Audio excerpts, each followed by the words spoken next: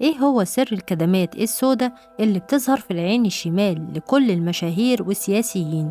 وإيه علاقة الكلام ده بثمرة الصنوبر الموجودة في عصايا بابا الفاتيكان ولوحات الأنوناكي في الحضارة السومرية القديمة؟ أثناء الأحداث الدائرة في أوكرانيا، قامت القوات الروسية بمهاجمة مصنع أزوفستال الأوكراني، واكتشفوا بين سراديبه وأنفاقه أسرار تقشعر لها الأبدان ولا يصدقها عقل. القوات عثروا على عدد كبير من المراهقين وبقايا هياكل عظمية لأجسام صغيرة، وبعد استجواب المقبوض عليهم ومنهم دكاترة وسكان محليين، قالوا إن المراهقين بيتم تقسيمهم لمجموعات: مجموعة لممارسة العلاقات المحرمة مع كبار ساسة العالم، ومجموعة تستخدم لاستخلاص مشروب إكسير الحياة أو الأدرينالين للقضاء على الشيخوخة وإطالة العمر وتجديد الشباب، وإكسير الحياة بيستخدموا النخب السرية والمشاهير. المجموعة الثالثة من المراهقين تستخدم في التجارب لخلط الأحماض النووية الإنسانية بكائنات أخرى بهدف إنتاج كائن شيطاني أكثر قوة وقدرة من الإنسان. طب سمعتم عن الأدرينوكروم؟ أكيد في ناس عندها فكرة وناس كتير للأسف ما تعرفش إيه هو. وعشان نكمل القصة ونربط الأحداث ببعضها، لازم نفرق بين الأدرينالين والأدرينوكروم. أولاً، الأدرينالين هو مادة بيفرزها الجسم البشري أو الحيواني لما يتعرض للخوف الشديد أو الإثارة. أما الأدرينوكروم هو مادة كيميائية بيتم إنتاجها في جسم الإنسان وبالتحديد في الغدة الكظرية عندما يتأكسد الأدرينالين. أثناء إقامة طقوس عبدة لوسيفر بيتم الحصول على الأدرينوكروم من خلال تعريض الضحية للخوف الشديد، فيقوم الجسم بإفراز الأدرينالين، وعند الوصول لذروة الخوف بيتم إنهاء حياة الضحية، وتبدأ عملية حصاد الأدرينوكروم من جسمها بواسطة إبرة تسحب السائل من الجزء الخلفي بين الرقبة والعمود الفقري خلال 3 دقايق فقط من وفاتها. وطبعا الضحية اللي بتتعرض للعملية دي بتكون عينيها حواليها دوائر سودة زي عيون الباندا.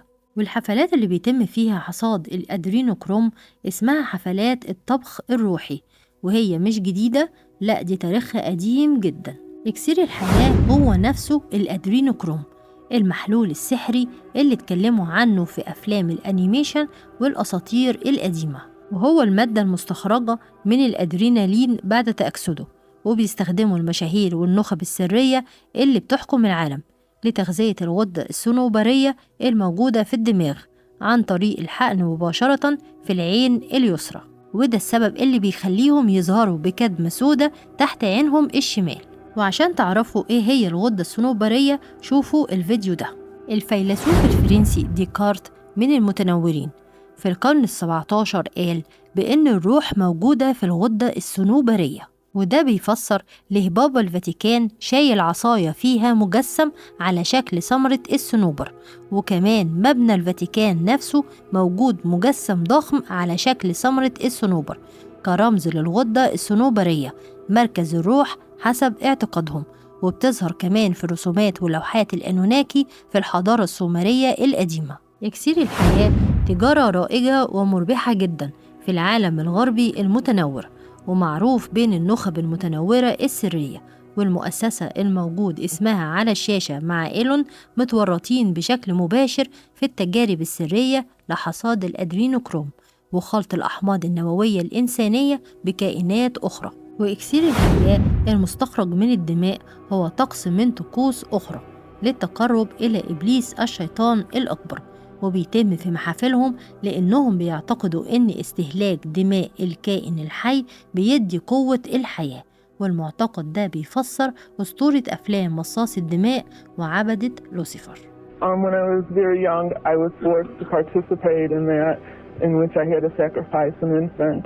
The purpose of sacrifice is to what? Is to bring you what? What are you sacrificing for? For power. And what's your mother doing in all of this? What's her role in all of this? I'm not exactly what her role is. I haven't, recovered all of my memories, but her family was extremely involved. She brought me to it. Both of my parents brought me to it. And where is she now? She's on the Human Relations Commission of the town that she lives in, and she's an upstanding citizen. Nobody would suspect her. مدير أعمال المطربة مادونا اللي عندها فوق 65 سنة كان أعلن عن إصابتها بمرض بكتيري خطير واضطر تدخل العناية المركزة، ولكن بعض الصحف قالت إن السبب هو عدم تناولها إكسير الحياة من فترة طويلة، ونقصه في جسمها هو اللي سبب لها المرض.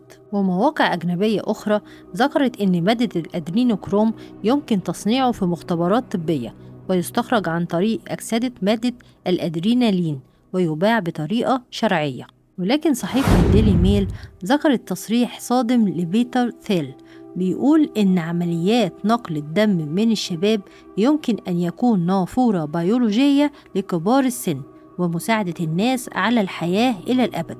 على فكرة، بيتر ثيل هو رجل أعمال ومستثمر رأسمالي شارك مع إيلون في تأسيس باي بال، وهو أحد المساهمين في منصة فيسبوك. أظن الفيديو بمعلوماته يستاهل 1,000,000 لايك و1,000,000 شير. المصنع اللي قلنا اسمه في أول الفيديو كشف أسرار تانية كتير صعب إن أنا أقولها كلها بالتفصيل، منها تصنيع جميع أنواع الفيروسات اللي بتسبب الأمراض ونشر الأوبئة عن طريق الحيوانات لتدمير الشعوب.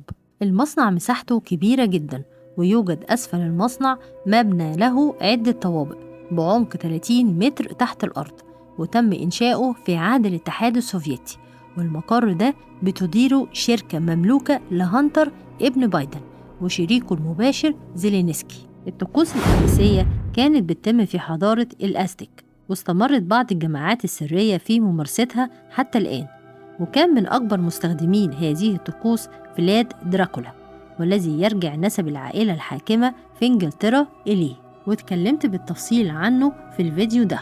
شعوب الأزتك في المكسيك كانت بتعبد الشمس رمز لوسيفر أو إبليس، وكانوا بيعتقدوا أن الدم البشري هو قوة الحياة المقدسة والتي ينبغي أن تقدم لمعبودهم. أما شعوب الإنكا كانوا بيعتقدوا أن الأضحيات الهدف منها هو الحماية من الكوارث الطبيعية حتى يرضى عنهم إلههم. وعلى مدار التاريخ كان في علاقة وثيقة بين الروح والدم والسحر، وكان اللي بيقوم بممارسات السحرية هم الكهنة، وكانوا بيخلطوا السحر بالدين. وفي عام 2017 في دولة أوغندا تم الكشف عن عمليات اختطاف وتقديم أضحيات كنوع من الطقوس الاحتفالية بتقوم بيها بعض القبائل الأفريقية، لأنهم بيعتقدوا إن الجسم هو تجسيد للروح يمكن الاستفادة ببعض أجزائه في السحر للسيطرة على الأعداء. ربنا يحفظنا ويحفظكم. لو وصلتوا معايا لحد هنا يبقى الفيديو عجبكم، ما تنسوش لايك وتعليق وشير وتفعيل الجرس عشان يوصل لكم كل جديد.